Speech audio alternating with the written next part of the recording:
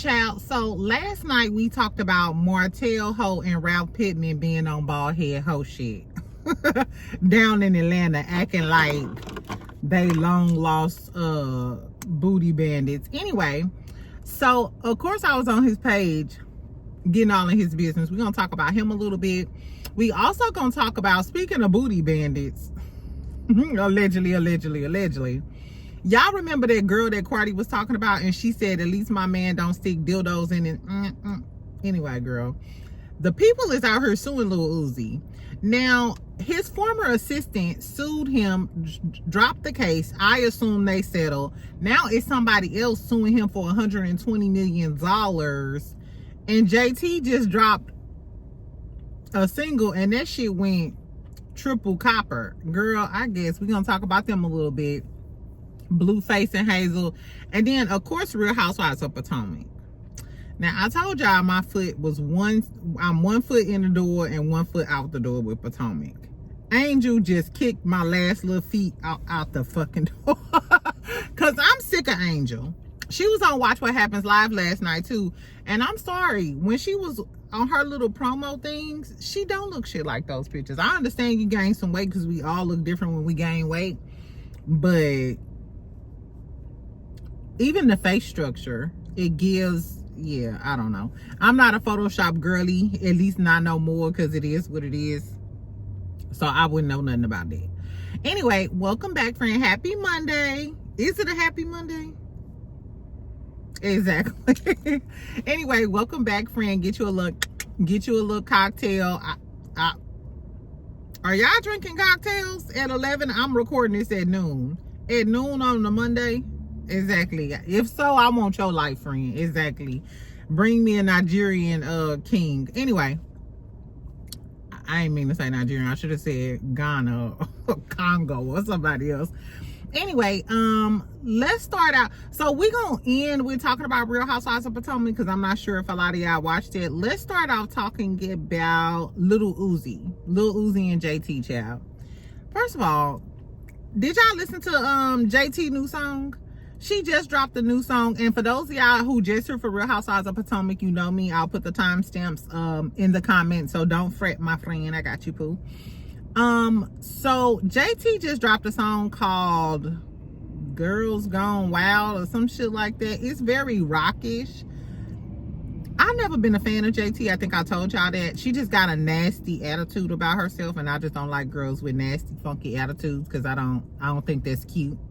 It's cute maybe when you was a kid, but now that we grown, just walking around with a stank ass attitude it's not tea-poo. Anyway, so the fans were talking about her because when she dropped on Friday, I believe, she had Spotify reported 138,000 views. I mean, yeah, like streams. Exactly. And it was giving, girl, you was just clowning Cardi B and you could only get 138,000 streams. And I believe it was like the same for Bia. Bia only did like 7,000 units or something. And it's just like, it's always the people that's hating on you that ain't doing what you doing. Exactly. Stay focused, friend. Anyway, so the other day we found out that Lil Uzi was getting sued for sexual harassment and labor law violations from his former assistant. Now, as far as the labor law violation, allegedly, she was doing work for JT without getting paid. Which, if that's his former assistant, I'm sure if his girlfriend wants something, you got to do some shit. But if I'm the assistant, I need to get paid to cater to JT. Because right now, I'm supposed to just be catering to you, Lil Uzi. But I don't know. I've been an assistant before, and I had to do stuff for the wife and all that other stuff too. To me, it kind of comes with the territory. But this where it got sticky. So they posted all of the screenshots or whatever. Uzi is telling her, he cursing her out. You can't act like this, so and so and so and so on. And one of the text messages, he says that he's alone in a hotel. He just want her to come there and hang and be with him and so and so and so and so on. Where's JT at? Do y'all remember when JT was getting into it with Saucy Santana a few weeks ago? Remember he said, you sitting up in that New York apartment lonely and bored. And it's given maybe Saucy wasn't lying, because he said that Lil Uzi don't even like you. And why is he telling his assistant that he's somewhere in the hotel when you at home painting your fingernails black? Exactly. Like, girl, JT is giving, maybe you just there with, because I still can't imagine Mrs. City Girl, Trina's minion, liking little Uzi Vert, who carry a purse, call himself Leslie, paint his thing, got more Chanel bags than you. I don't know. Like, I don't know. I don't know. Anyway, so it's given that maybe Saucy was right about all of the stuff he said, and you just trying to save face. And I bet you JT miss hanging with Saucy in Miami, because it looks like they be out having a damn blast all of the time. And now you dealing with Lil Uzi. Maybe he don't really like you, Pooh, because why is he calling his assistant talking about he lonely in the hotel? And why is his ass not at home? Especially if he in the United States of America and you live right there in New York. He's a rock star, I guess, child. Anyway, so they sued Roc Nation as well. The girl rescinded her lawsuit. It's given they settled. That's what I think. I think that Roc Nation, Lil Uzi, they settled fast and quickly to make it all go away. That's what Shannon Sharp should have did when Gabrielle Zuniga came out. Side note, did y'all see Gabrielle Zuniga? Girl, tell me why she posted a picture of her new mansion. It's nice. Y'all gonna get enough of these Caucasian persuasions. Exactly. And little Uzi Vert probably paid that little snow bunny a lot of money. Exactly. Anyway, so I guess he thought all of his legal troubles were over. No, not so fast. Not so fast, Minnie Mouse. Child, so now he's getting sued for $110 million for his song, I Just Wanna Rock. I Just Wanna Rock. Y'all remember that song? It was like the #1 song that year. Anyway, so he's getting sued for $110 million by New York artist RHOA for copyright infringement. So the artist is claiming that he basically stole his whole sound, the beat, the tempo, the concept for his hit song, I Just Wanna Rock. And the artist Reef, he has a song called Pain and Pleasure. I listened to it. It does sound kind of similar. I don't know if it sounds $110 million similar, but I don't know. I think a lot of people, when they be suing these huge celebrities and do like the copyright infringement, I feel like they just want a settlement. Like, even if I sue you for $110 million, if you give me $1 million, I'm happy. You know what I'm saying? Like, I don't know. Tell me if y'all listen to the song. It's called Pain and Pleasure by a New York artist. And tell me if y'all think it sounds like little Uzi Vert. And my whole thing is, JT, girl, I never understood how, like, these how girls or even guys, they marry a superstar and they music be flopping, but your partner's music be fire. Jay-Z and Beyonce didn't do that. Exactly. I don't know. Anyway, on to other things. Let's talk about Martel and Ralph ads real quick. Now, I showed y'all the video last night, and it's on my Instagram story of Martel and Ralph. Girl, talking about who the worst. My money on Martel anyway. He's definitely the worst. I feel like Ralph is just sneaky and he's smarter than Martel. But Ralph he got with Drew Sidora because he could gaslight Drew and he can outsmart Drew, if I'm just being honest. Martel is not smart enough to outsmart a peanut. Exactly. So, well, I don't know. He outsmart Dandruff. Exactly. I don't know. Anyway, so like I said, they was chilling, talking about who's the worst, all of this other shit. We was talking about this last night. I by far think Martel the worst. You had a whole baby and embarrassed me on TV, even though Ralph did the same. If Ralph had a secret baby, though, I don't think we would ever find out. I don't think we would ever know. Exactly. Anyway, but then I was thinking, what the hell is Martel doing down in Atlanta?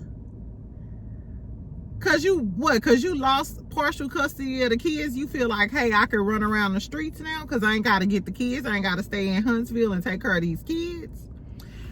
And where was Dandruff at? Where was Dandruff and the baby? Baby did no. Where was Dandruff and the baby at? Child.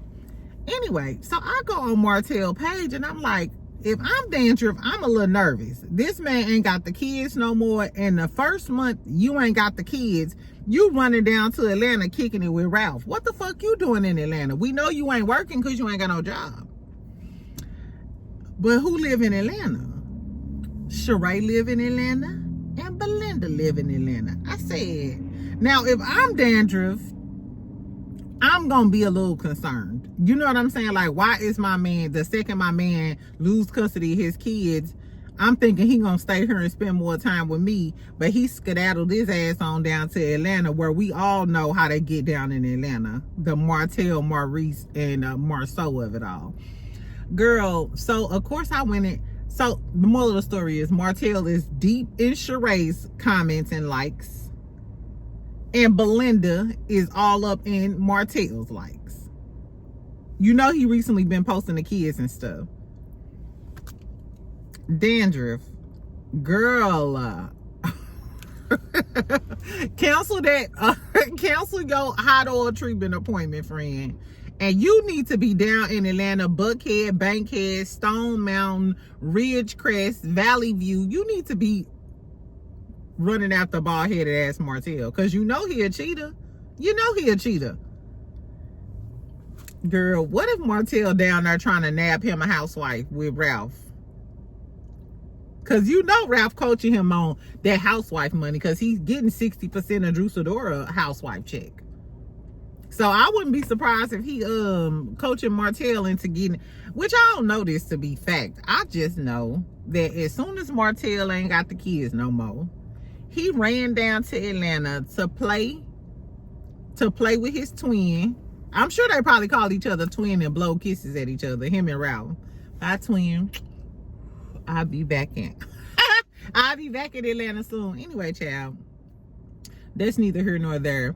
Whatever happened with Martel and Belinda? I remember the Sheree thing. They said it was a storyline, but I think it was more than a storyline, because Sheree was talking about how he Martel had that thing on him. So I think him and Sheree was really bouncing up and down. Hold on, what Millie be saying, a bounce house situation?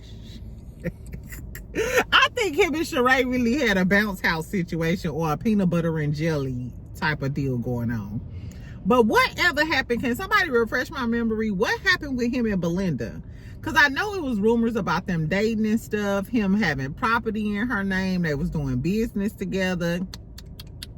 But I thought they was together when I remember I was talking about it. So did they just break up, or did he get back with Dandruff? Did she suck the skin off of it and he went back to her? I don't know, y'all. Anyway, that was all I had to say. Tell me if y'all think that Martel or Ralph is the worst of this dynamic dumb duo. And why is Martel tangling ass down there in Atlanta? Is he trying to nab a housewife? If Martel got back with Sheree, I bet you they'll bring Sheree back on the show. That'll be crazy. Anyway, in other news, let's talk about Real Housewives of Potomac, and now I'm finna get up out of here. This is gonna be a short video. I'm just gonna talk about everything that happened. Everything that happened. Giselle and Kiana get into it. So Wendy told Giselle that Kiana hates her. So when Wendy get back, because you know she was sick or whatever, she looked cute on the boat too. Giselle is like, okay, well, what's tea now? Here's Wendy. Kiana, why you say you don't like me no more? Because I believe Kiana is cool with Giselle's hairdresser or stylist or something, which is why Giselle ain't really been going in on Kiana.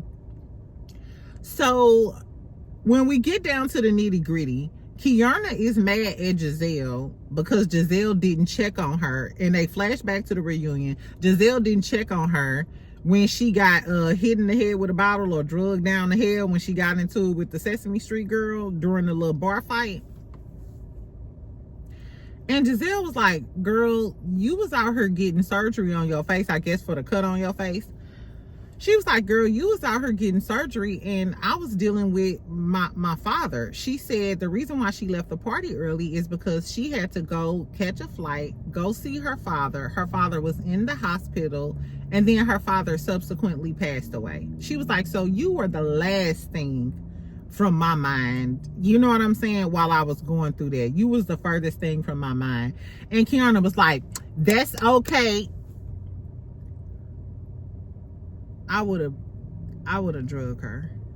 That's when I would have slapped that bitch in her face. First of all, you're mocking her while she's telling you about probably the worst thing that's ever happened to her in her life. And Wendy was like, girl, you just a high maintenance friend. And then Kiana was like, yeah, I probably am a high maintenance friend. The fact that Kiana couldn't grasp the fact, she has like kind of like arrested development or something, or her emotional intelligence level is something's going on with Kiana. Something, her elevator don't reach the top floor, like her cornbread ain't cooked in the middle. Exactly, because this girl is telling you about something. I mean, I get it, you had a fight, but we're talking about somebody's parent passing away, and Giselle is trying to explain to her like, girl, like I was never the same. Like, this is, and it reminded me, and Angel know how Kiana is.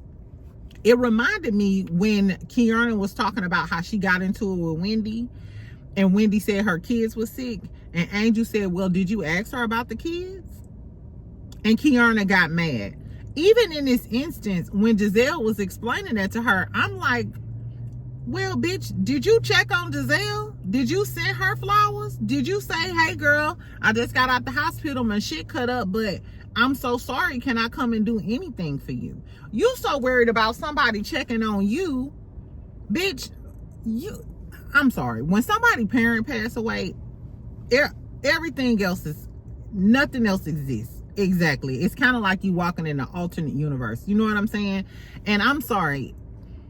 I done had ex-boyfriends and people that I can't stand, and I found out somebody passed away, and I don't care about none of that. I'm still going to, as a human, you know what I'm saying, try to be there for you or send you something, send my condolences or something. The fact that Kiana was still worried about herself is something is wrong with her.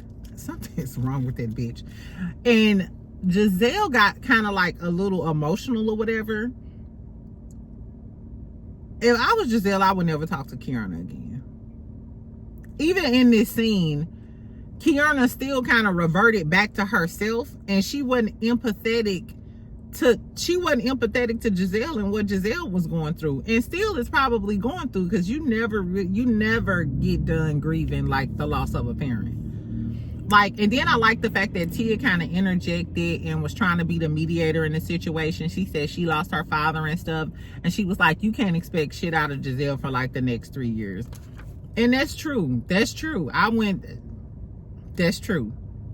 Anyway, so Kiana was like, she starts talking about how she heard that she was that Giselle also said that she was the aggressor in the fight.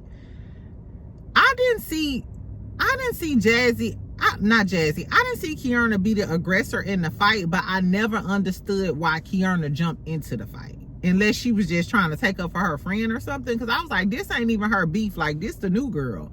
At that time, I was like, Kiana, ain't that the new girl? You know what I'm saying? Like, why is she getting into a fight with this girl? Like, she ain't did nothing to you. She talking about Wendy and them husband and shit.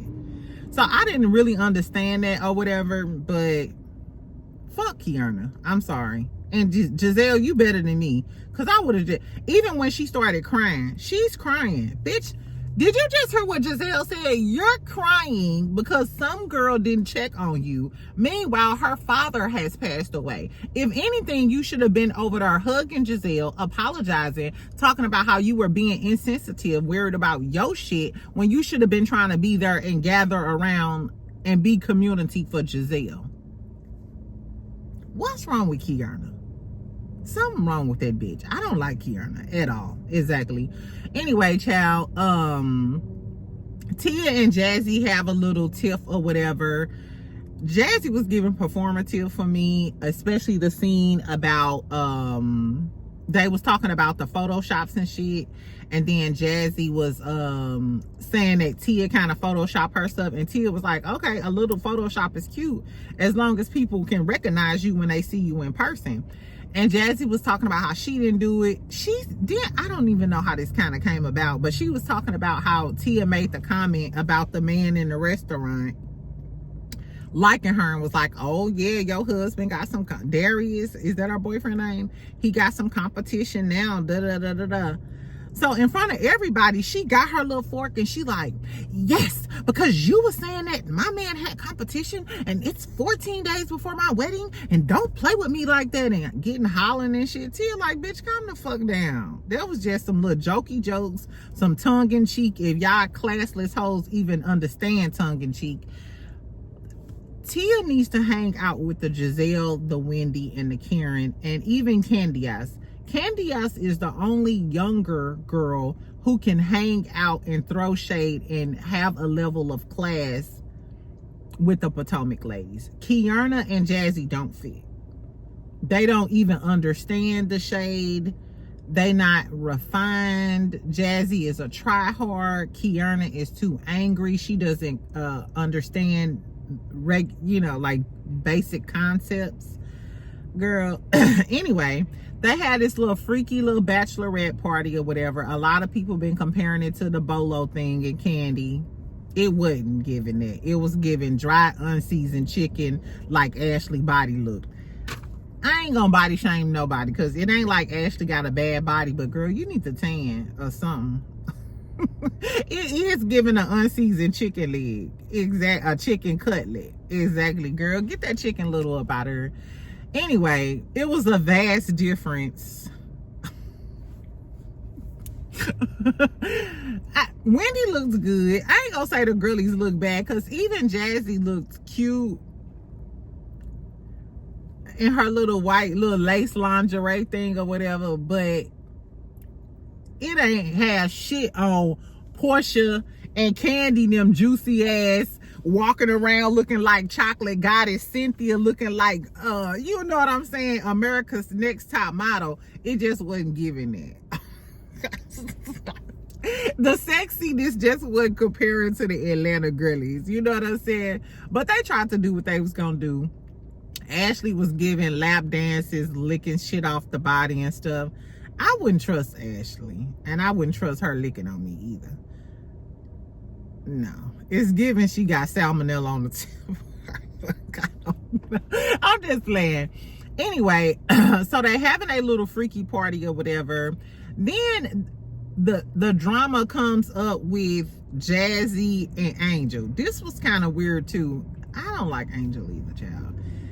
Anyway, so Wendy want to know why, what they was talking about, because we heard Angel in the back of the damn golf cart. That the golf cart or whatever, talking about this nasty, what she call her, dirty, stringy her. She called her a snaggle-tooth, stringy her bitch or something like that. So Wendy was like, what was y'all talking about? Because Stacey and Wendy was like eavesdropping. So Wendy was like, what was y'all talking about in the back of the thing? Like, who was y'all talking about? And you usually don't talk like this. So Angel was like, oh yeah, because Jazzy brought some tea to me. That's how it started from the game. And she called Jazzy a big mouth bitch or whatever. And Jazzy was like, yeah, that's why I gotta, that's why I'm getting married, because I got a big mouth. I guess you will. They used to call her Jawbone. I guess they used to call Jazzy Jawbone Jazzy. I don't know if that's what she was trying to say. But anyway, so they started talking about how Jazzy brought the tea to her, right? So Jazzy came to her off camera without the mics on and stuff, pulled her to the side and was saying, hey girl, I heard that you was a mean, basically she heard Angel was a mean bitch and she be trying to alienate people from the group, so on, so on, so on, so on. So when Wendy asked, Angel was telling, the story, but she started telling the story about how how Darius' ex-manager or financial advisor told him that she stole $30,000 and she was hiding the birth control so she could hurry up and get pregnant by him. Which, I mean, let's not act like girls don't do that.